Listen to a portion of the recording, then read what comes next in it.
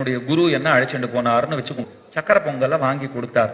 நான் குரு கிட்ட ரொம்ப நாளா ஒரு கேள்வி கேட்டுக்கிட்டு இருந்தேன். என்ன அப்படின்னா, சுவாமி நமக்குள்ள இறைவன் இருக்காருன்னு சொல்றீங்கோ, ஆத்மாக்குள்ள இருக்காருன்னு சொல்றீங்கோ, ஆனா என்னுடைய குறைகள் அதோட இறைவனுக்கு எந்த தொடர்பும் இல்லைன்னு சொல்றீங்களே, அது அவரை பாதிப்படைய செய்யாது, அவரோட ஒட்டாதுன்னு சொல்றீங்களே, எனக்கு இது புரியல புரியல புரியலன்னு சொல்லிட்டே இருந்தேன். குரு சொன்னார், நான் ஒரு நாள் உனக்கு சொல்றேன், நீ கவலைப்படாதேன்னார். கோயிலுக்கு கூட்டுன்னு போனார். சக்கரை பொங்கலை வாங்கி கொடுத்தார். நான் இன்னும் கொஞ்சம் வேணும் இன்னும் கொஞ்சம் வேணும்னு கேட்டு வாங்கினேன். நன்னா சாப்பிட்டேன்.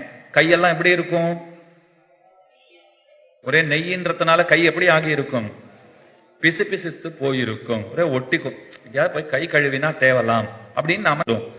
குரு என்ன பண்ணார், சாம்பல் எடுத்து கையில கொடுத்தார். நான் நல்லா தேய்ச்சிக்கிட்டேன், மேல கையை கழுவிட்டேன். அப்பாடா பிசு பிசுப்பு எல்லாம் போயிடுத்து அப்படின்னு சொன்னேன். அவர் என்ன தெரியுமா சொன்னார், என்ன பார்த்து கொஞ்சம் வாயை தரேன்னார். எதுக்கு வாயை திறக்கணும்? சக்கரை பொங்கல் போறோம், எனக்கு நான் நிறைய சாப்பிட்டுட்டேன்னு. அதுக்கு இல்ல, நெய் வாயில கூட ஒட்டிக்கிட்டு இருக்குமே, வாயை கழுவ வேண்டாமா, சாம்பலை போட்டு வாயை கழுவுன்னார். ஐயோ, அவர் முன்ன பின்ன சக்கரை பொங்கலே சாப்பிட்டது இல்லை போல் இருக்கு குரு. அந்த மாதிரி எல்லாம் செய்ய மாட்டாங்க. வாய்ப்பா நான் குருவை பார்த்து சொன்னேன், நீங்க என்ன குருவோ, எனக்கு என்ன பாடத்தை சொல்லி தர போறீங்களோ தெரியல. குருவே, கையில தான் ஒட்டுமே தவிர, பிசு பிசுப்பு கையில ஒட்டுமே தவிர நாக்குல ஒட்டாது அப்படின்னு நான் பதில் சொன்னேன்.